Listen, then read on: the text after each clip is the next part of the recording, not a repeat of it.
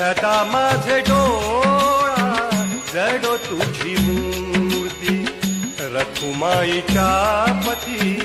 रखुमाईच्या पती सोयरिया सदा माझे डोळा जडो तुझी मूर्ती सदा माझे डोळा